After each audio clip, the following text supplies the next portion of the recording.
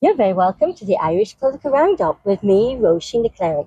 And me, Paul Brophy. And today, Roisin, we're delighted to be joined by Fine Gael Councillor for the Callan-Thomastown electoral area in his home area of Inistoige. Mick, you're very welcome to the Irish Political Roundup again. Thanks very much, and you're very welcome to Inistoige on a glorious day. Yeah. And tell us about we are standing in the iconic square in Inistoige where the Circle of Friends was filmed. Correct. Yeah. We've had a good few films here: Circle of Friends, Widow's Peak, Secret Scripture. So all I suppose adds to the attraction of the area and well known for filmmaking. It's really beautiful, isn't it? Yeah, it's fantastic. Yeah, it's gorgeous. And this glorious day. Yeah. Very rare in Ireland that we get all this good weather. Yeah, well, you couldn't be in a nicer spot than Inistoige, that's for sure. Absolutely. It really is a picturesque village. Michael, it's been, I think, approaching 6 months since we last spoke with the general election. Of course, you were one of 3 candidates to run for Fine Gael. Fortunately, you didn't get a seat, but your colleague Catherine Callahan was elected for Fine Gael. How have you found things since the last election? Yeah, no, sure, I suppose disappointed that I didn't get elected, I suppose. But delighted for Catherine. She put in a great campaign over in Carlow there and got her rewards for it. Disappointed that we didn't secure 1 seat for Fine Gael in Kilkenny.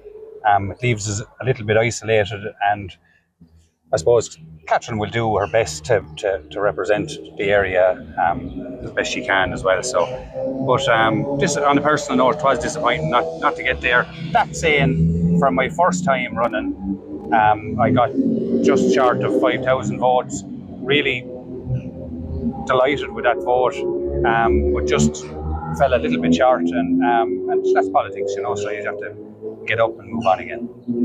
Tomorrow's a new day. Correct. So, Mick, what is happening locally? What are you delivering locally? What local issues are coming up? Well, I suppose since the general election, my main focus has been putting pressure on the council and putting pressure on, I suppose, Irish Water as well in relation to the development of small rural towns and villages.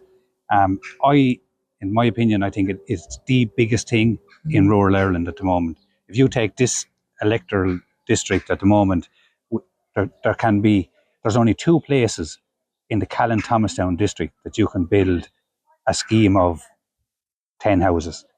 That's Callan or Thomastown. And it's actually down to the water infrastructure.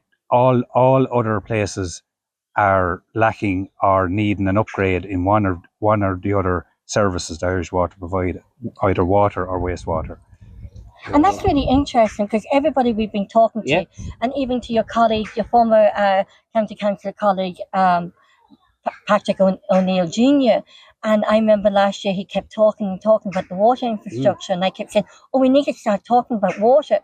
But what I find amazing is no one's been talking about the water issue and the water crisis that is connected to the housing crisis. Everybody kept saying the housing crisis, but no one was saying one of the main reasons we have a housing crisis is also to do with the water infrastructure. Absolutely. It's one of the main reasons why our housing list is still high, because there'd be a small number of people on the housing list in this area, but you've Graignamanagh, say Inistoige, the Roar, all across to Bennisbridge, Gore and Paulstown, all these places, there can be no scheme of houses built there. So that's what it does then, is it centralises the need for houses in a couple of areas. It's shoving people into the city in Kilkenny, shoving people to Callan or shoving them to Thomastown. And it puts pressure on all the services that are currently there, that are under pressure anyway. And it just creates a backlog of trouble in these areas, because they can't service the need that's there, whereas the rural areas can.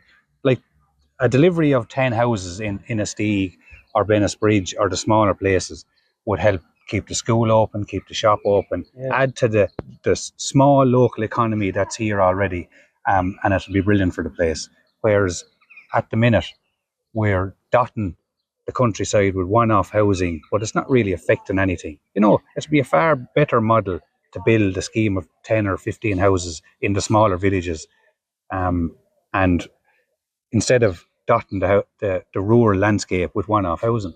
That would be my view. Yeah. And it's taken away people away from the community which they grew up in, their family, their relatives, the hurling or the sporting clubs, and it's taken people away from the community, which is in rural communities a very tight-knit community. Everybody looks after one another, everybody knows one another, and it's also destroying that as well. Absolutely, it's going to absolutely destroy what we know of as rural life.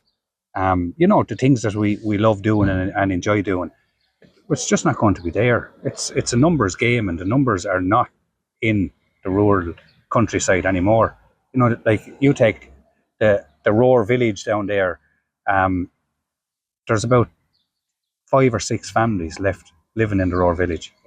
My God. You know, so I mean, how and they have currently a petrol station, a shop, the church, the school, and a pub. Great, like a lot of bigger places haven't got those services. So good point. They're going to struggle to stay open. Why? They can't. Like, the numbers are not there to keep them open. But, and you can't, there's no water structure to build houses. They have water down there. Just if we take the Roar for as an example, and there's 2 issues with it. Is the Kilkenny County Council or the council in general, they're blaming Irish Water, but Irish Water are never going to invest in the small rural towns and villages, really. They might get to an upgrade, which is due in Inistoige here, because it already has that system in place. Okay. But for a place that hasn't got the system, it's never going to happen. So they need to come up with a solution that will allow a small little development in these places. Yeah. Other than that, the Roar and the likes of the Roar, the Mullinavats and the Gorn and the Bennis Bridges, Kells, all these places, they're just going to die. It's a crime. And Kilkenny County Council would be able to help in that solution, in my view. I mean, if a developer wants to put in a small scheme of houses, there is a system out there that will, a septic tank system that will service, say, a scheme of 10 houses, just one septic tank. If they install that and their engineers come out and pass it and say everything is perfect here, we're happy that this system works, which it does work, they should give it the green light. But they're not willing to accept that at the moment. They're blaming Irish Water. They want them to put a system in place, but that's never going to happen. Right. And Irish Water, I'm sure from our conversations, Roisin, that we've been having with county councillors, there seems to be a lot of frustration with Irish Water, how it operates, how it functions. Do you think it's time to have a serious relook at it? Well, at the creation of Irish Water, it was initially a good idea, probably set up poorly, and not sold well. The idea of why we needed an Irish Water body at the time set up probably wasn't explained well to people. But I think we need to relook at this. Yeah. The Irish Water are going to struggle to get funding. They get huge funding from the state, but they don't get half enough. They have absolute mountain of work to get through, and they're not capable of doing it, and they haven't got the funds to do it. And also, what's coming up, I think it was in the interview with Patrick O'Neill Jr. and Deputy Ken O'Flynn, the Cork TD for Ireland, Independent Ireland. Yeah. He was saying that, the pipes are over 100 years old, and also the customer care at the weekends is outsourced to Egypt, where they don't even know the local area, the local engineers, or the local people involved that could get out there if there was a leak or if there was something happening. They've been outsourced. You have the communication problem. You have the lack of knowledge of the localities and the people involved that is needed to actually be there over the weekend. Yeah, absolutely. Or if you have an issue at the weekend with burst pipes or anything like that, you're in big trouble. And it's a strange way of setting it up. We have to ring Irish Water. They have to log your complaint.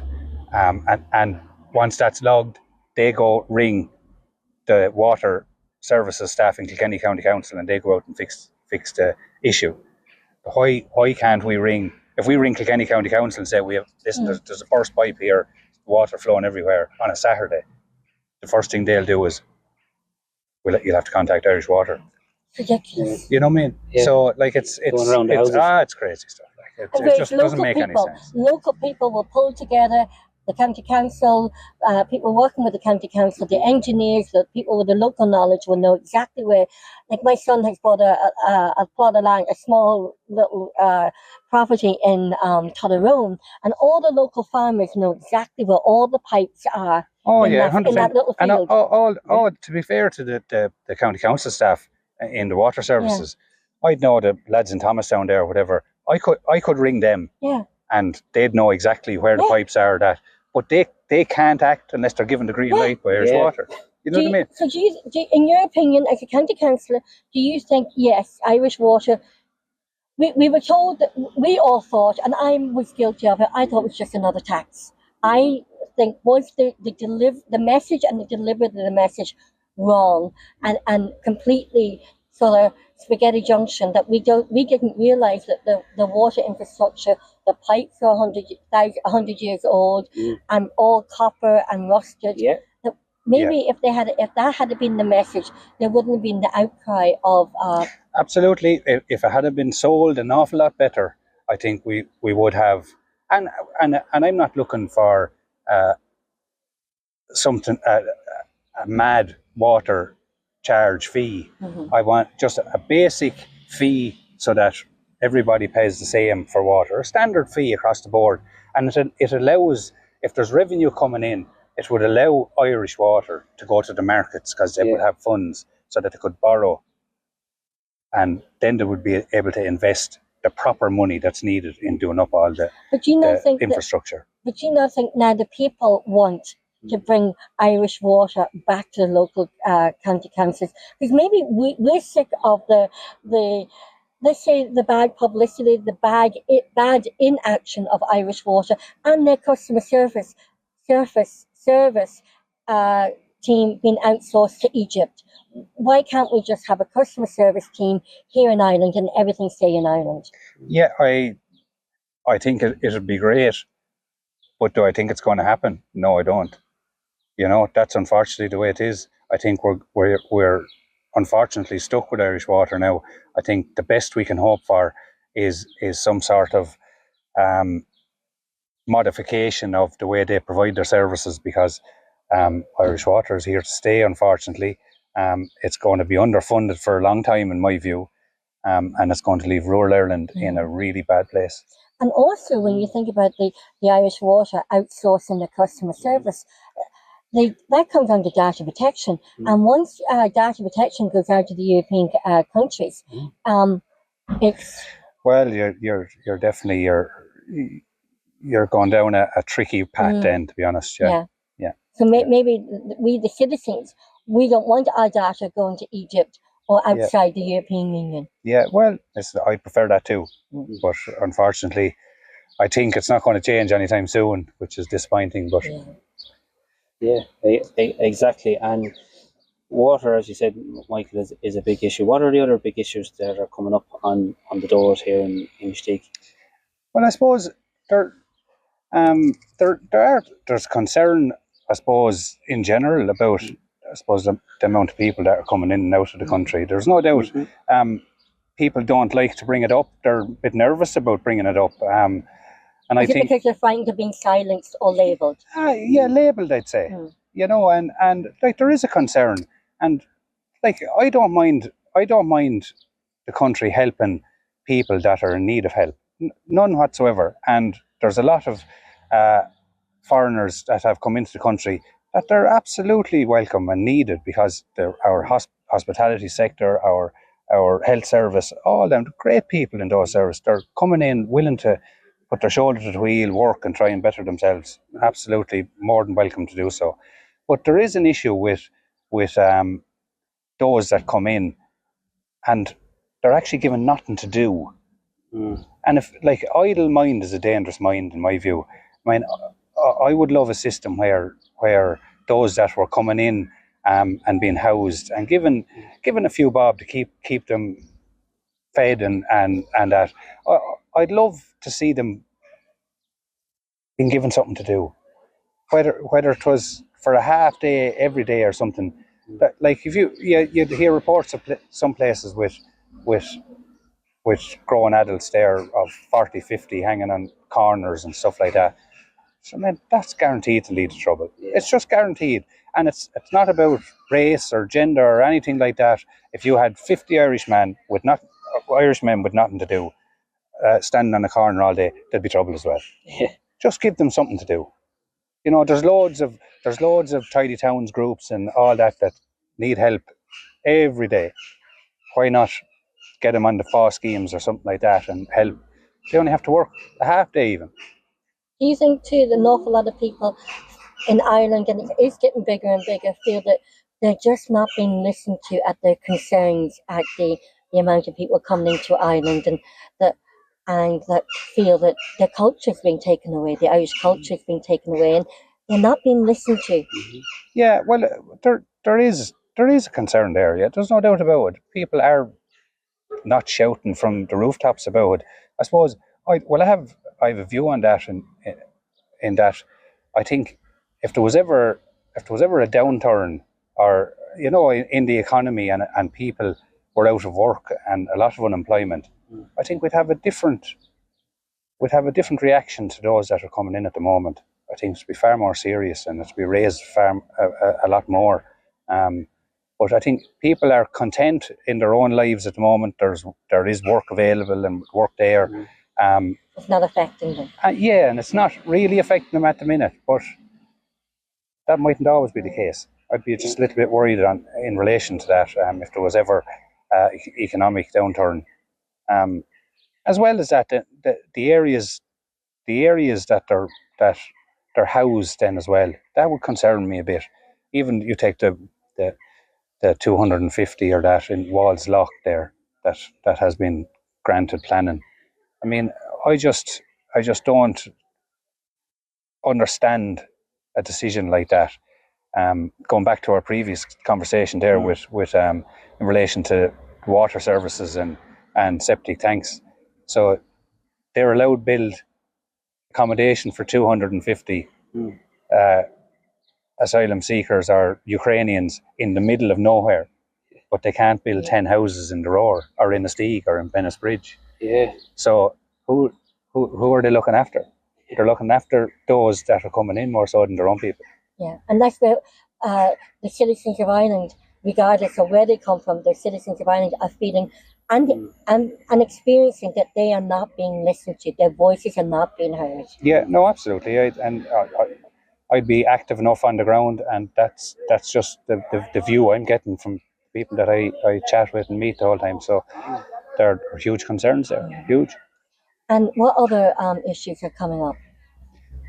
Yeah, listen, we're in a great part of the country, so I mean the usual, as a rural councillor, the usual issues are always there in relation to the transport and roads and planning one-off housing and stuff, and it is getting tighter, I suppose. Said, like, there's definitely a need for one-off housing for those that are staying at home farming and working the land and stuff, and like, it should be made a little bit easier for them. It can be difficult. Like, so, I'd have a good few rural planning queries there at the moment as well. But I suppose in general, like, the rural areas are very happy and very content. I suppose they don't tend to be as noisy as the bigger towns and maybe cities and that. Well, the local economies would be a very high issue, especially supporting local businesses and the local farmers and feed producers. Yeah, absolutely. And listen, there's hopefully they've had a good year, and hopefully they'll have another good year in the farming sector. But things like the Mercosur deal there in Europe and that is a worry for farmers. In that, I mean, it just doesn't make any sense that they would allow cheaper, unregulated food into Europe, and while they have huge regulations on the Irish farmer to the standards that they provide their food at, so it just doesn't make any sense, and that looks like that deal is done. I know France have come out strongly again, and Ireland are waiting for the details of it, but I mean, what's the point of a European project that we're currently in if we set a standard of X and we allow a trade deal that just throws that out the window? So it just makes no sense to me, and it'll have a huge effect on Irish farming if it's allowed to go in its current form. Anyway, that's a definite. And we are an agricultural farm. Absolutely. Family. We are an agricultural country, and we're an island surrounded by sea, and our fishermen as well. Yeah. And the same thing that happened. Yeah. Patrick Murphy, CEO of Southwest Irish Fisheries. Yeah, you're right. He's always saying that the farmers and the agriculture inland should be watching what's happening to the fisheries, because they're only now allowed to fish and collect 15%. Of, and so we need to really support the farmers so the same thing doesn't happen to the fisheries. Yeah, no, absolutely. I mean, it's the thing that we do best in this country. So like when the crash came in 07, 08, that time, it was agricultural and exports caused out of trouble. That was what kept the country going, and that can't be forgotten and shouldn't be forgotten. So we should support the farmer. When I was living in Saudi Arabia, we had the horses and everything in the equestrian place, and it was all the Irish hay. It was always the Irish farmers. That was back in the 70s and 80s. And so Irish agriculture is actually, the reputation worldwide is second to none. Yeah, without doubt. And listen, to the world and the possibilities of an economic downturn, like, they're greater than they ever were before. I suppose that President Trump has added to that concern in a big way. He's putting tariffs on everything left, right and centre across the world. That's going to have a huge effect. And it's going to bring worry to those that are in the medical industry, or in those sectors there that could be badly hit by what Trump does. So that is a concern. President Donald J. Trump, he is doing what people elected him to do, is make America great again, bring jobs back to America and the farming. So he's doing what he said he would do in his election campaign, and he's bringing jobs back to America. Should we be doing that? Yeah. Should we be bringing back manufacturing back to Ireland? We live in a rural area. Yeah. It's very hard now to get a sheep farmer and wool now. Yeah. Listen, we probably should be doing more to support those industries, no doubt about it. But we should be a little bit stronger, I think, in relation to a lot of issues that we're probably dictated to by Europe. We need to have our own voice and our own spin on things. We are an island at the end of the day, so we're not the same as the rest of Europe. So they need to take that into consideration when they're making decisions, and Ireland need to be strong over there. And we need to be self-sufficient as well. Yeah, absolutely. And one of the issues that is definitely coming up, you even take the wind energy and stuff like that. It just doesn't make any sense why we haven't progressed to a far greater stage offshore wind. We are an island, as you just said there a minute ago, and at the moment there's planning permissions all over the place for wind farms that are going to affect small rural villages and towns, and it's upsetting the communities, whereas I don't think there's much need for it. We have an ocean surrounding us, so they should have been far more advanced in the offshore wind project than what they are now. So we haven't done a thing on it. There's a lot of controversial as well over the wind, the off-sea wind. Fishermen will say that that's inhibiting them catching fish, but we're given a lot of there's too much access to our own Irish waters, though. Yeah, you know what I mean. That like so, like the Ireland should be really looking after the Irish fisherman a lot better. Like there's sure half of Europe is bloody taking fish out of our own waters. Like, you know what I mean. So, and we're restricted to going into other waters. Like, so, like, where's the fairness there? Like, there's no fairness. Like, so the I'd say the fishing industry would have no problem with the wind farms if they were allowed a little bit more of their own waters. Yeah, that's good point. That's a very valid point. And Roisin, you made a very, very, very good point as well about being self-sufficient. Yeah. I think, isn't there a statistic somewhere that 99% of what we produce in this country, food-wise, be that milk, cheese, beef, tillage, is exported. Scallions. Yes, scallions. You know, even you come from a rural area, and even like finding even honey and local produce. There should be. Do you think there should be like there was in the 80s? You probably weren't even born then, but I remember that. I was. Like the guaranteed Irish. We need to go back to buying guaranteed Irish, and also stop buying so much online and support local businesses as well. Yeah, I absolutely. Listen, I agree totally. But unfortunately, the online is probably a huge threat to a lot of businesses now. They can source their clothes, their food, anything they want from anywhere they want, really. And it's probably cheaper.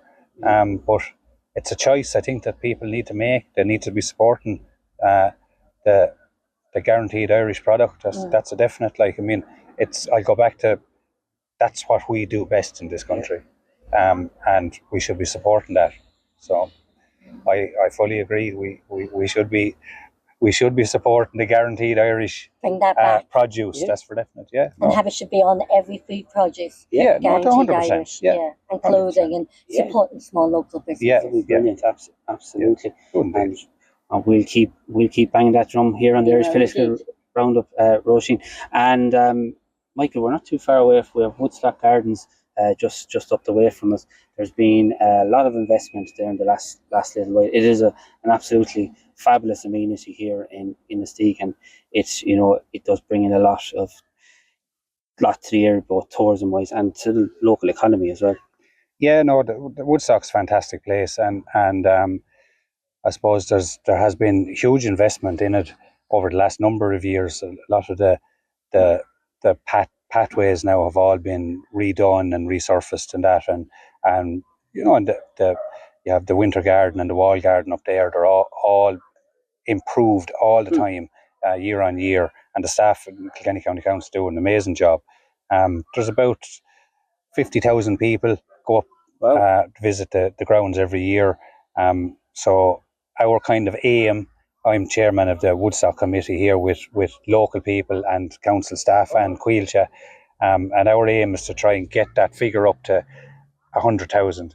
So if we can get that figure to 100,000, it brings you into the bracket of Fáilte Ireland funding then, which will allow us to apply for larger grants, which would, you know, and we would be able to maybe think about or come up with an idea or a plan that might not restore the house, but just to secure the house that's currently, it's in poor condition there. They're doing their best to stabilise it and have everything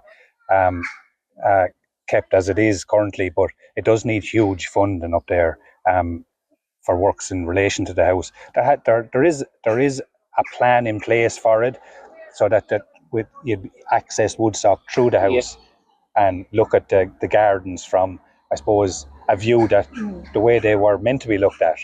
So that's the plan going forward. So we're trying to improve the offering there the whole time, to get the numbers and the tourists and visitors up, so that we can get to the big boy game in Fáilte Ireland, which that will bring it to a whole new level.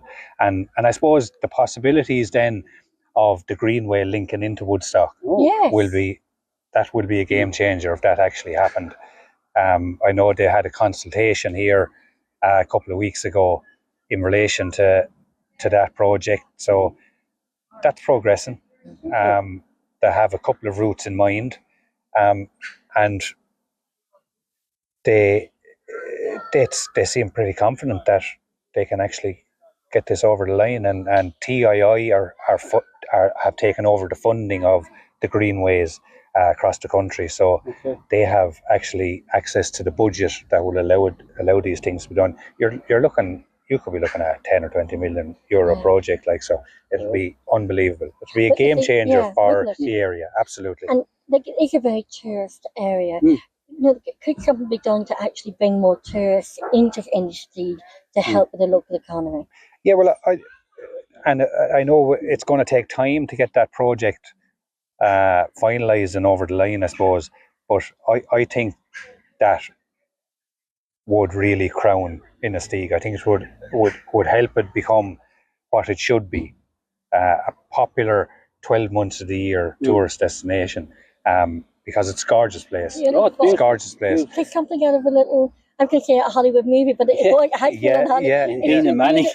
It's so beautiful, and it's a lovely feeling here. Yeah. Oh no, it's a beautiful feeling, it's energy. It's a fantastic place. Yeah, it's really, really, stunning place to live in. And I grew up here, went to school here, and that, so I know every nook and cranny is in it. And there's huge history, like in Inistoige. Like, did your parents have to?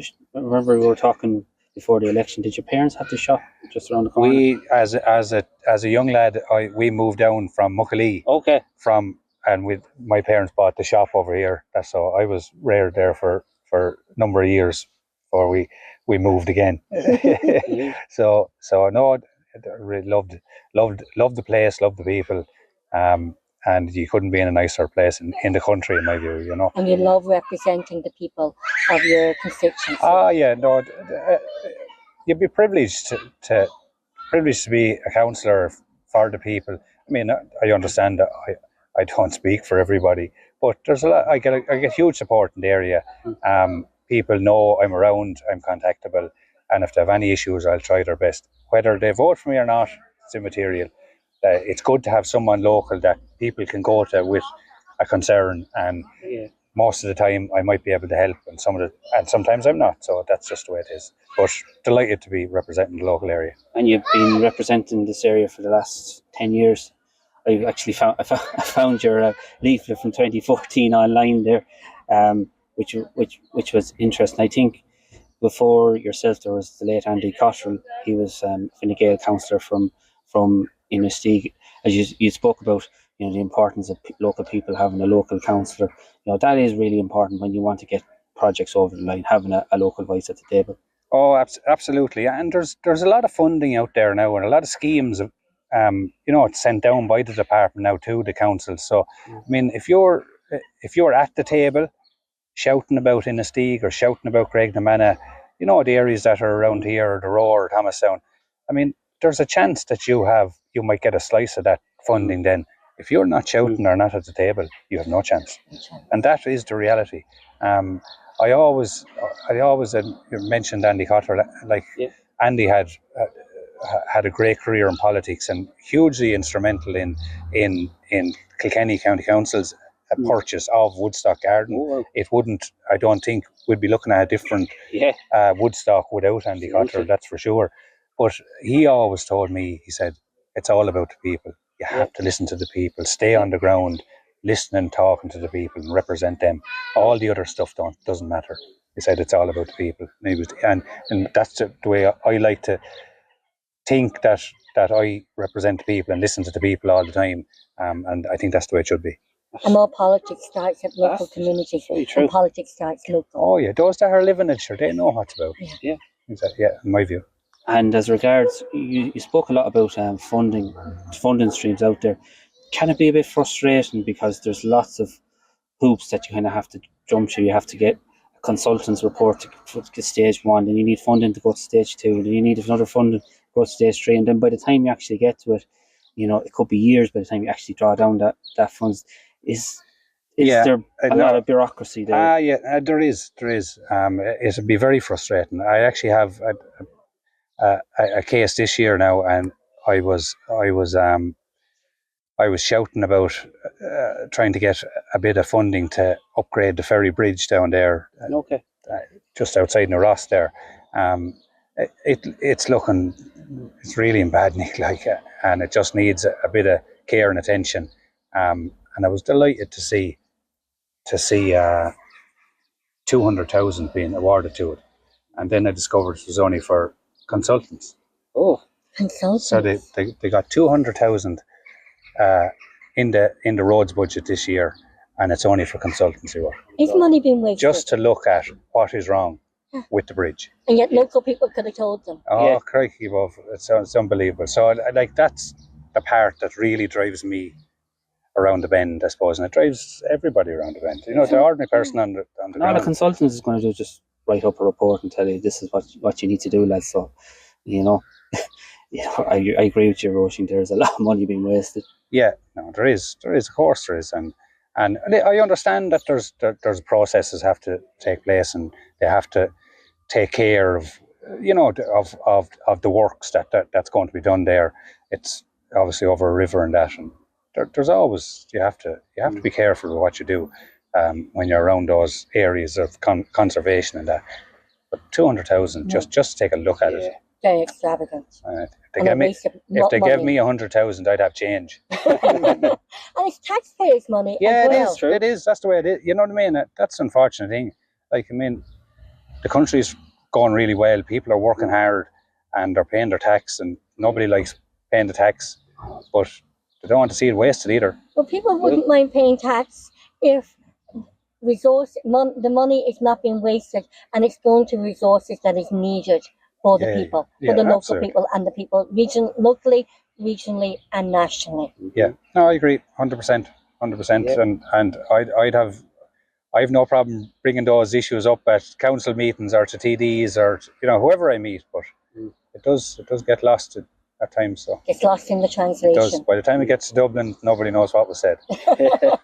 Well, maybe this is where we can use the Irish Political Roundup to make sure that the people in Dublin are reminded what is being said locally. Yeah, absolutely, and I hope you continue to grill all of us, but definitely those TDs up in Dublin. They need to be held accountable, get up and get on with the job that they're elected to do, which has been slow up there. There's no doubt about it. They have been slow getting to work. It's been a theatre up there. Yeah, it has.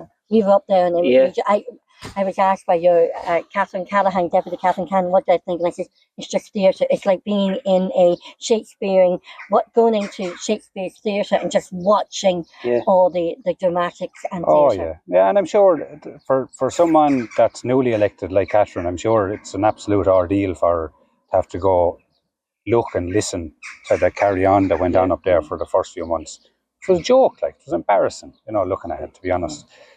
So and there was merits in the opposition's concerns. There's no doubt about it. Like, at the end of the day, you're either in government or you're out of government, and you can't be in both. No, you can't. So and that is true. And so this is where the Irish Political Roundup, what we like to do is talk to the local county councillors, and then when we go up to Dublin and meet the TDs in Leinster House, we can relay back on and refresh their memory of what is happening locally as well. Yeah, no. Listen, most people that were looking at the news and looking at, if they were really desperate, looking at Oireachtas TV, you know what I mean, with nothing else to do, they were just looking at a circus going on up there. And it done no good for Irish politics at all.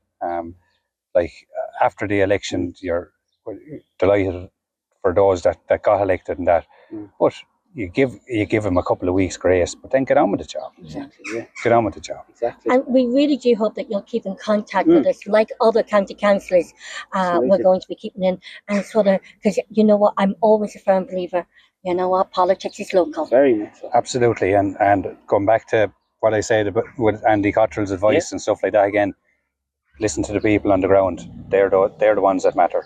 Absolutely. Thank you so much indeed, Councillor Mick Doyle. It's a pleasure as always talking to you. No matter, you too, Roisin. Thanks, Paul. Great job. Perfect. And that ends our interview with Councillor Mick Doyle down here in the beautiful picturesque, I can't say that word, picturesque village of Inistoige. Until next time, it's a goodbye from me, Roisin de Chleirigh. And a goodbye from me, Paul Brophy.